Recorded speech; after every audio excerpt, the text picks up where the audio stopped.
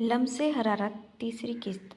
सुबह वो जॉगिंग के लिए उठा तो गुल बेखबर सो रही थी। उसने बेसाख्ता उसके वजूद से नजरें चुराईं और ट्रैक सूट पहनकर बाहर निकल गया। कैसी फीकी सी शादी है मेरी, ना कोई वलीमा, ना वेलकम, ना मुंह दिखाई, ना हनीमून। एक सोने के पिंजरे में लाकर कैद कर दिया है। वो गहरे दुख और तासुब से बड़बड़ा रही थी कि इस बात से बेखबर कि असफन यार दरवाजे की चौखट पर खड़ा सब कुछ सुन चुका था।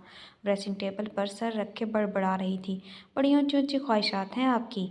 उसकी आवाज़ सुनकर वो एकदम पलटी तो वैन पीछे ही खड़ा था। उसकी सफ़ेद गोरी रंगत कसरत के बाद हल्की हल्की गुलाबी पड़ गई थी। और हसरत भी है दिल में तो वो भी बता दो। हनीमून, मुंह दिखाई, वलीमे, वेलकम के अलावा। वो झुककर उसके कान के करीब ले जाकर बोला। गुल लाजवाब हो गई। बताओ, असफन ने आगे बढ़ते हुए पूछा। वो एकदम पीछे हटी। बोलो, चुप क्यों हो? वो झुककर उसके कान से गाल मिस करते हुए पूछने लगा। साहब जी, बीबी जी। एकदम दरवाज़ा बजने लगा। कौन है? वो इतनी ज़ोर से दहाड़ा कि जरगुल ने दहल कर उसकी शर्ट मुट्ठियों में भैंच ली। वो बहुत बिगड़े हुए मूड के साथ पलट कर चला गया। बीबी जी, नाश्ता लग गया है। मुलाजमा डरी डरी सी बताकर चली गई। वो भी शाल ओढ़ कर उसके पीछे हुई। यूसुफ और लीजे को सारा दिन उसने संभाला था। वो बहुत मासूम और बहुत प्यारे बच्चे थे। उसे उनसे उल्फत सी हो गई थी। वो लशावरी तौर पर उनके सारे काम खुद ही करने लगी थी। अतः इन दोनों को कमरे में सुलाकर फिर उसने खाना खाया था। एक बात तो बताएं जमीला भी, असफंद के भाई और भाभी की मौत कैसे हुई? उसने धुआं उड़ाती गरम गरम चाय को देखते हुए पूछा। रहने दे बीबी, एक हादसा था। होना था, हो गया। अल्लाह दर्जात बुलंद फरमाए मरहूमीन की। अच्छा, मैं चलती हूँ बीबी जी, आप भी सो जाएं जाकर। वो कहकर चलती बनी। यूँ लगा जैसे वह कुछ छुपा रही हो उनसे। उसने चाय ख़त्म करने के बाद काफ़ी देर असफंद का इंतज़ार किया था, मगर वो नहीं आया। सोफे पर बैठे बैठे ही उसकी आंख लग गई। एकदम बहुत सी खुशबू उसके नथनों से टकराई तो उसकी आंख खुल गई।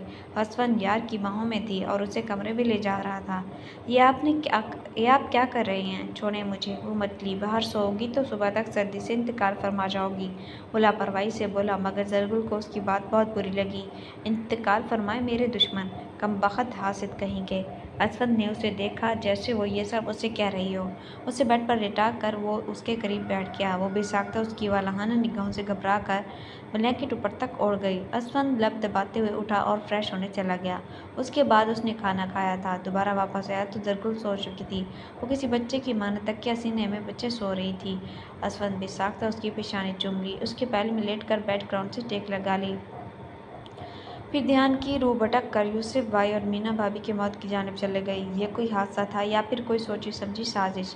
अगर साजिश थी तो किसकी? बाबा जान की या फिर मीना भाभी के वालिद की? क्योंकि यूसुफ और मीना की शादी में दोनों खानदानी गैर रजामंद थे। दोनों ने छुपकर मैरिज कर दी थी, जिसका अंजाम बहुत भयानक हुआ था। 2 साल गुजर चुके थे इस हादसे को। उसके जख्म अभी भी हरे थे। उसने करब से सिगरेट का लंबा कश लिया। उसका फ़ोन फिर से गूं गूं करने लगा, मगर उसने ध्यान नहीं दिया। जानता था बाबा जान की काल है। कल से मुसलसल खान बाबा ही उसे कॉल कर रहे थे और उसने यूसुफ की मौत के बाद कसम खाई थी हवेली नहीं जाएगा। मोहरे की बात याद आती थी, मगर उसने खुद पर जबर कर लिया था।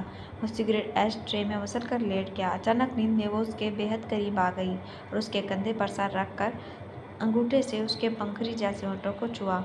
वो नींद से कसमकाई तो असफंद ने आहिस्तगी से उसका हाथ सीने पर रखकर आंखें मूंद ली। मौसम बेहद सर्द था। बहुत कोशिश के बावजूद जाने कैसे यूसुफ को सर्दी लग गई। जरगुल के तो हाथ पैर फूल गए। कुछ समझ नहीं आ रहा था क्या करे।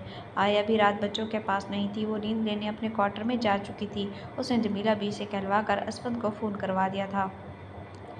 बेवकूफ़ लड़की, चुप। जब बच्चे संभाल नहीं सकती थी तो उनके करीब गई ही क्यों? असफंद ने बेनुकत सुनाई थी। वो बच्चों को लेकर बहुत पॉजेसिव था, जबकि जरगुल इस इज़्ज़त अफजाई पर आंसू निकल पड़े। मगर मैंने क्या किया है? मेरा क्या कसूर है? ये सब तो मौसमी, शट अप, सब कसूर तुम्हारा है। पता होता तो ये मुसीबत गले में डालता ही ना। असफंद की बात उसके दिल में तीर की तरह चुभी थी। अच्छा, तो मैं मुसीबत हूँ तो संभालो अपने बच्चों को खुद। मैं तुम्हारे बच्चों की या तुम्हारी मुलाजमा नहीं हूँ। वो भी गुस्से की तेज और मुँह फटती। असफंद को उसका लबो लहजा तहस दिला गया। पठान खून था, मजाल थी कोई उससे इस तरह बात करे, खास तौर पर औरत जात। उसने एक उल्टे हाथ का तमाचा जड़ दिया उसकी नरम मुलायम गाल पर। जरगुल के 14 तबक रोशन हो गए। थप्पड़ की शिद्दत से उसके गाल दहक रहा था। वो बेयकीनी के आलम में असफंद खान की सूरत देख रही थी, जो गुस्से से लाल पड़ गई थी। खबरदार, आइंदा मेरे सामने जबान चलाई तो देखा मैं तुम्हारे साथ करता क्या हूँ। उसने उंगली उठाकर तंबिया की। जरगुल सिसक उठी, बल्कि माँ ने तो उसे हथेली का छाला बनाकर रखा हुआ था और ये सलूक सह नहीं सकी और सिसकियाँ दबाते हुए कमरे में भाग गई। जमीला भी उसने बहुत गुस्से में मुलाजमा को आवाज़ दी, आप चले मेरे साथ, यूसुफ को डॉक्टर के पास ले जाता हूँ। मगर बीबी जी, भाड़ में गई बीबी जी, वो बोला और तेज तेज कदम उठाता बाहर निकल गया। नरगुल ने ना खाना खाया था, न ही कमरे से बाहर कदम रखा था। रात अगला पूरा दिन गुजर चुका था। मुलाजमा उसे कई बार बुलाने आई थी, मगर वो उसने कुछ भी खाने पीने और हत्ता यूसुफ को भी संभालने से इनकार कर दिया था। वो चंद ही दिनों में इससे काफ़ी अटैच हो गया था। असफंदियार ड्यूटी से वापस आया तो कमरा साफ सुथरा था, जिसका मतलब था कि जरगुल बीबी नाराज़ थी। कहाँ फंस गया हूँ मैं? वो लंबी सांस खींच कर यूनिफॉर्म तब्दील किए बगैर उठा और उसके कमरे में चला गया, मगर चौखट पर उसके कदम रुक गए। हाँ तो अम्मा, थप्पड़ मारने का मकसद बेइज्जती ही होती है और अपनी इस बेइज्जती का बदला मैं लेकर आऊँगी। देखना, नाक से लकीर न खिंचवाई तो मेरा नाम भी जरगुल नहीं। अपनी माँ से फ़ोन पर गुफ्तगू कर रही थी। असफंदियार खान के लबों पर मुस्कुराहट बिखर गई। एक दान-पान सी लड़की इस पहाड़ जैसे मर्द को अपने सामने झुकाने के दावे कर रही थी। मसला क्या है तुम्हारे साथ आखिर?